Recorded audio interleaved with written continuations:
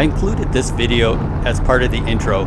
I just wanted to show you guys, this is me out in the C3 on the country road, just giving it and having a good time, looking at the lines of the C3, the countryside, and this is what motivates me to keep these things in great shape and keep working on them and keeping them on the road.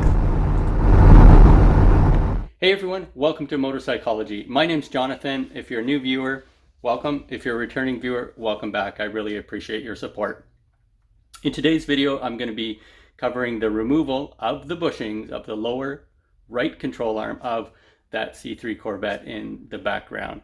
So this video, I'll be taking you through the process that I use to get the bushings out and getting the control arm ready for refurbishing, which I'm going to cover in the next video.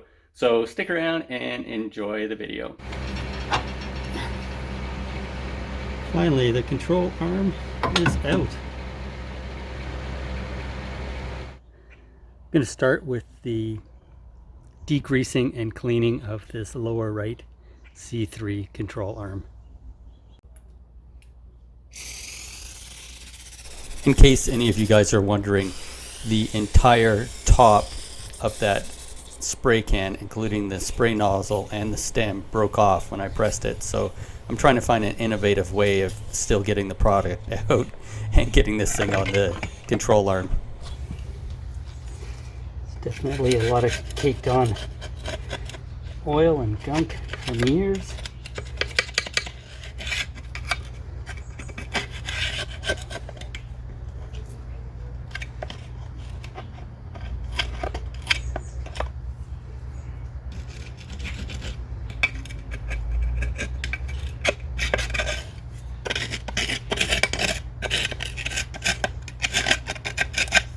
At this stage, I'm just kind of in my mind assessing the amount of work that I have to do. And, you know, I keep at it, but I'm thinking, oh my goodness, I've got a lot of stuff ahead of me. So, got to stay motivated and keep positive. There isn't a single spot on this control arm where there isn't crud. So, lots of work to get it clean, lots of digging, lots of scraping. Just goes on and on.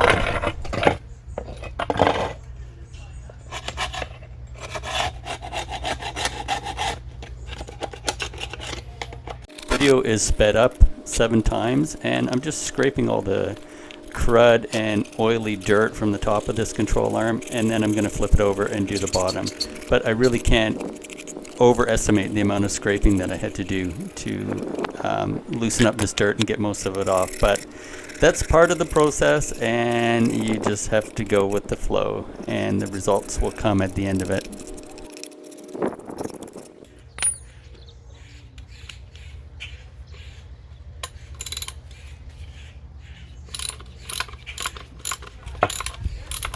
Moving the lower ball joint here.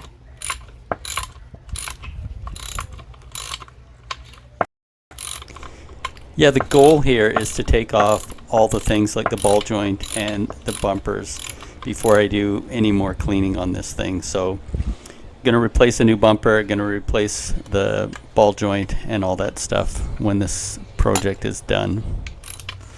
My tools and my gloves were pretty slippery from the degreaser and the crud that was on this control arm. So yeah, it made handling the tools a little bit more awkward than normal.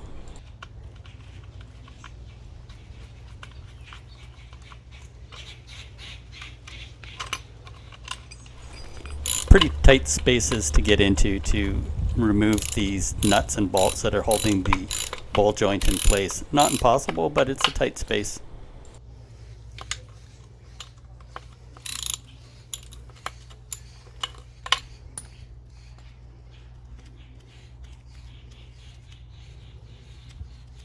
Getting pretty close to getting this thing out at this point.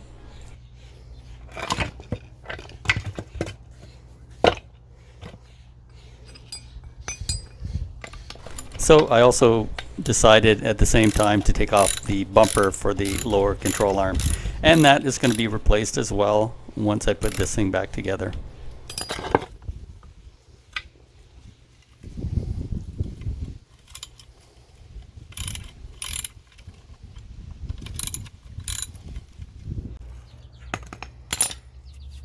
bumpers off.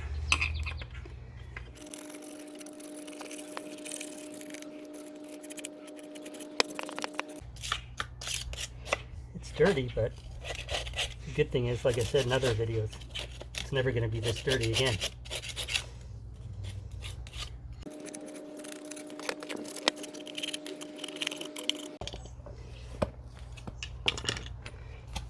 Time to give it a first rinse.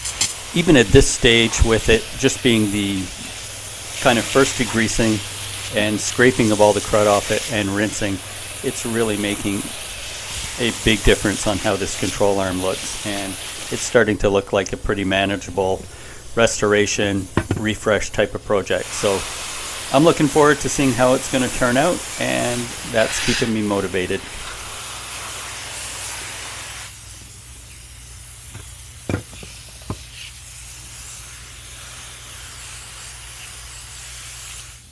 Next, I'll put on some orange degreaser. Let that sit for a while. The orange degreaser, like I've mentioned in other videos, is a really good product. It really helps break down the grease. It does what it's advertised to do, and it's a good, affordable solution for doing this type of work.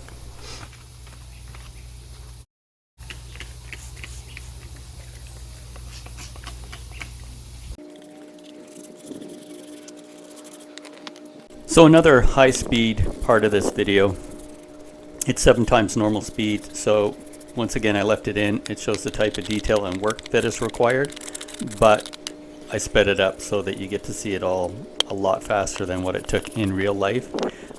This parts cleaning brush is very, very good for doing this work. I've used this exact brush on other projects. Works well, it doesn't break down, and then when you're done, you just rinse the brush out, get it ready for the next project. So for whatever the cost of this brush, it's definitely a good investment if this is the type of work that you plan on doing, if you decide that you want to do a restoration on your C3 or any other control arm type of thing as well. So I liked it. It worked for me, and it saves a lot of time.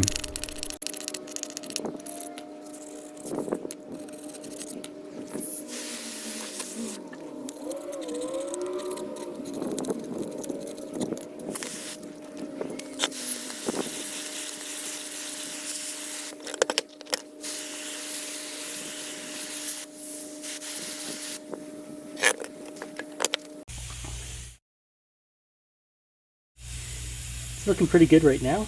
I'm going to give it one more spray and one more brush, and then that'll be good for now.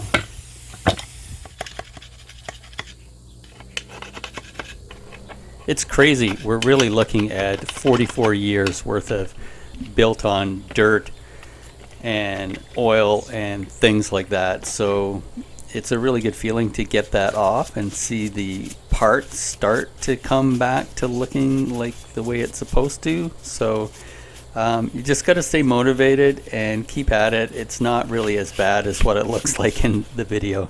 Trust me on that one. When I say bad, I'm referring to the work effort is really not that bad.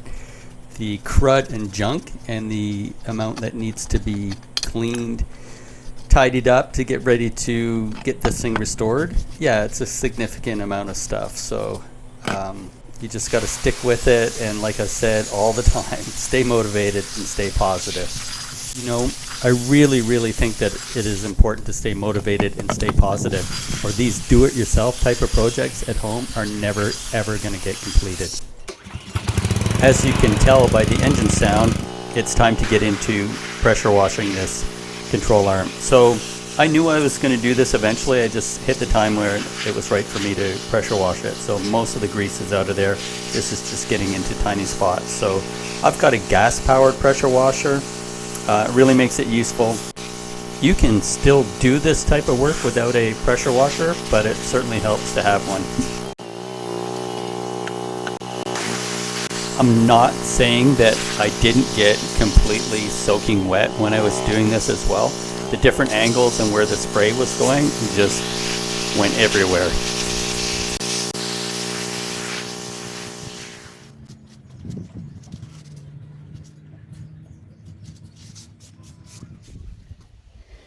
There's the cleaned and degreased lower control arm. The next step with the control arm is going to get the ball joint out and the bushings out as well, and that's an interesting process. Once that's done, then I can start wire brushing it and getting this thing stripped down to the bare metal.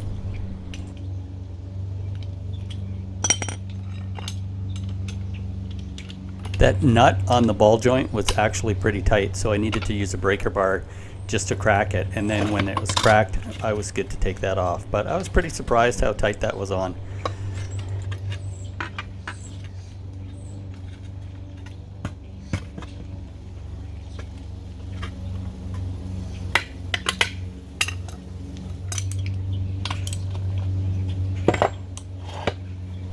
After that, it was pretty easy. It was just a wrenching job, and then you're going to see how I got the rivet type bolt for the ball joint off after that with a pry bar.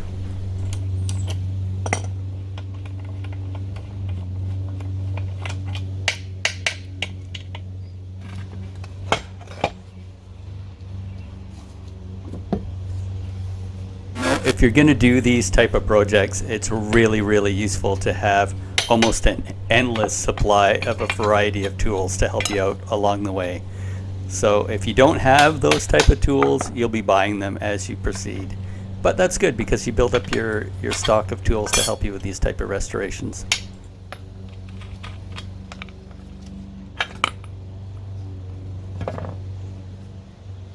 And there's the ball joint that's off.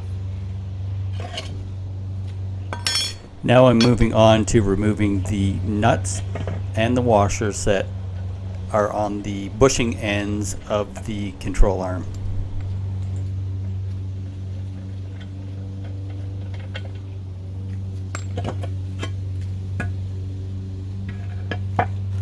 So that takes care of all the peripheral items off of the control arms.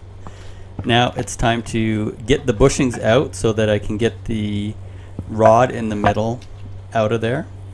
And these bushings are on mega tight, so I decided to burn them out, and that's what you're going to see in the next few moments of this video is a bunch of burning of the bushings and how I used it. I used a propane based blowtorch.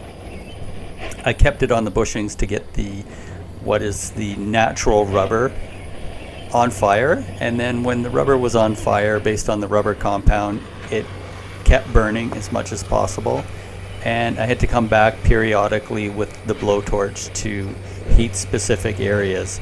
And also in the middle of the bushing sleeve that is in the control arm, I heated that up as well.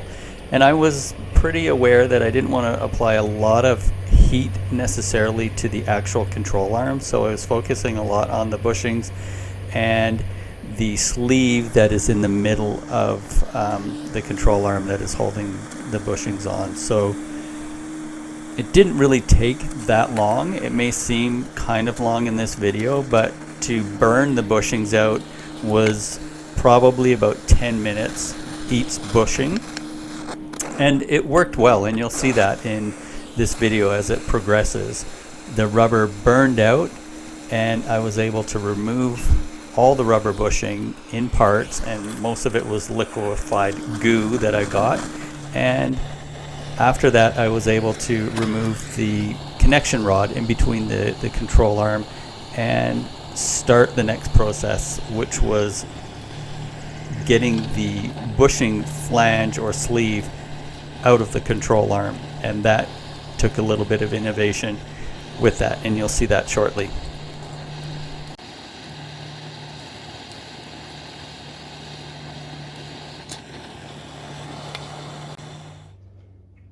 Pooch. Hey Pooch. How you doing? Moving on to the second bushing of this control arm.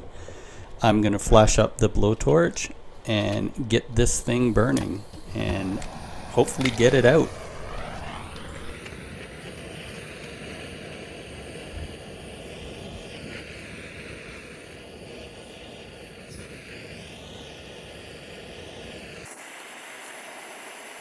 I'm stating the obvious here. This is definitely a job that you want to do outside, because once these things start burning, it produces not a heck of a lot of smoke, but a reasonable amount of smoke.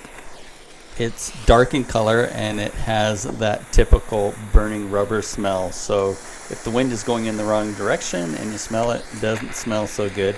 But like I said earlier, the actual process does not really take that long. You're looking at about 10 minutes per side. So the most important thing is to get this thing heated up enough that it really wants to burn by itself and get all that rubber to flake off and melt away and just turn into kind of an oily goo that you can scrape out.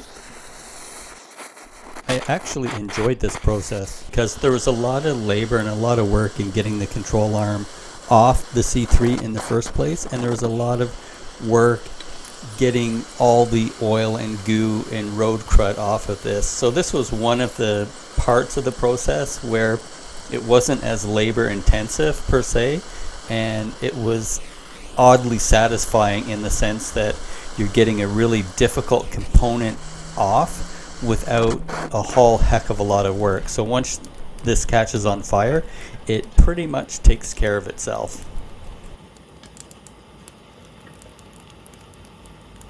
Now I'm here with my scraper just digging inside this hot gooey bushing and pulling whatever melted rubber out, and it's loosening up. It's coming out really, really well.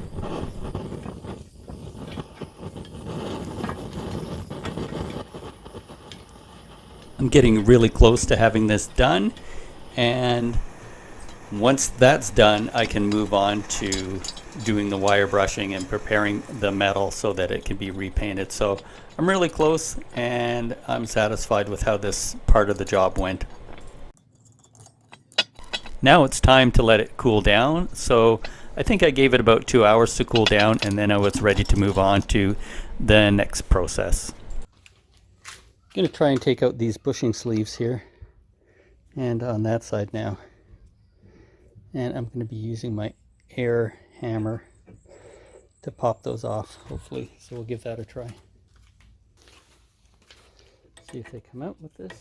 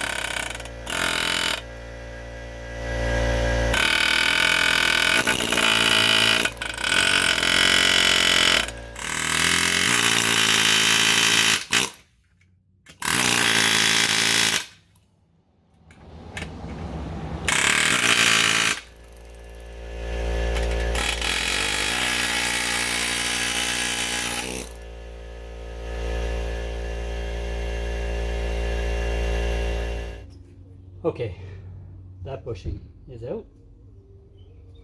Bushing sleeve, and now to go over to the next one.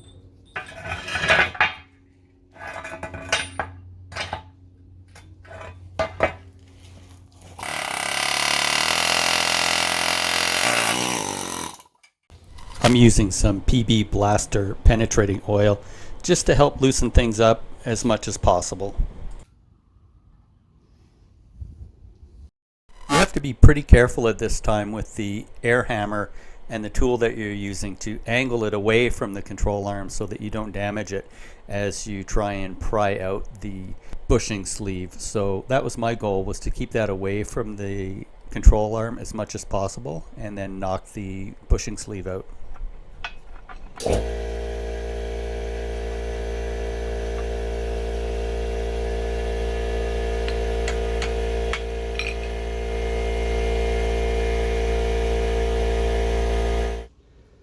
Okay, finally got this guy out. No damage. both the sleeves out, and now we're ready to move on to wire brushing, repainting, putting the bushings back on. We've got the lower control arm rod out, and we've got these guys out, and now we just have the holes. I'm going to lightly sand that and lightly sand that, get back to normal, and redo that. Hints of things to come, and you'll see a lot more of this in the next video. That completes this video for this time around, you guys. So in this one you saw me degrease and clean the lower control arm plus the cross shaft. I also got the bushings out my way. It seemed to work pretty well. And then I also removed the bushing sleeves out of the control arm as well. So in the next video, you're going to see me take this control arm down to the bare metal and get it prepared to press the bushing sleeves back in, the bushings back in, and the cross shaft as well. So it's going to be a total restoration. It'll include the bumper and new ball joints as well. So I hope you find it interesting. If you do find this useful and interesting, please hit the like button to let me know that you're good with what I'm putting out as content, and share it with a friend if you want to as well. But most of all, I'm doing this so you guys can learn a little bit and maybe feel comfortable doing this type of work on your C3 as well. So we'll see you in the next one, which is coming very, very soon.